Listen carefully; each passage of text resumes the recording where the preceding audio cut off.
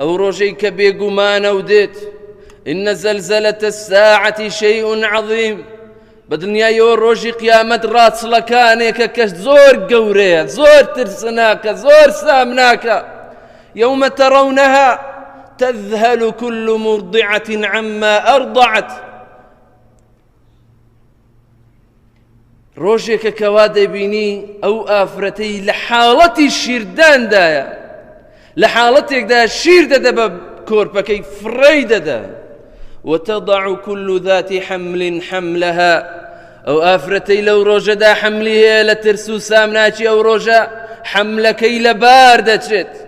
وترى الناس سكارى ودبينيك واخلشي سرخوش مستن وما هم بسكارى بلا ما أوان سرخوش مسنين ولكن عذاب الله شديد.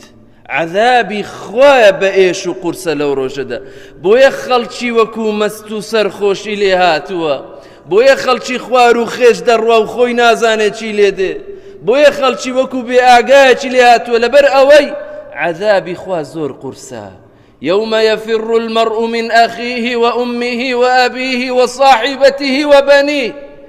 دبيني أو براتي دلي باراب كم بانم بيني أو باوكا كما كبوم ماندو دبو كخوشم دبيز أو دايك ما كزوسو عطفي في دام أو خيزانا كما وكرا كما بانم بينن با لو روجدا الراب كم يفر وترادكات لو روجدا هاوار دكن خلشي يا ويلنا هاوار بمالمن يا ويلنا هاوار بمالمن خوزقا اتخذت مع الرسول سبيلا. خوزقا الرقاي بيغنبري خوام قرتبا عليه الصلاة والسلام خوزقا لسر سنة كاني أو جيابام خوزقا جويراليم كردبا خوزقا فرمانا كاني مجيبا جي كربا خوزقا لا نهي كاني دور كوتبا موا خوزقا فلانا كسم نكربا قبل بنجي خوي دادا خوزقا فلانا كسم نكربا بدوستي خو خوزقا فلانا كس برادرم نبا لقد أضلني عن الذكر بعد إذ جاءني براستي للذكر يا دي خوا للرقاي راز لا يدام وقم راي كردم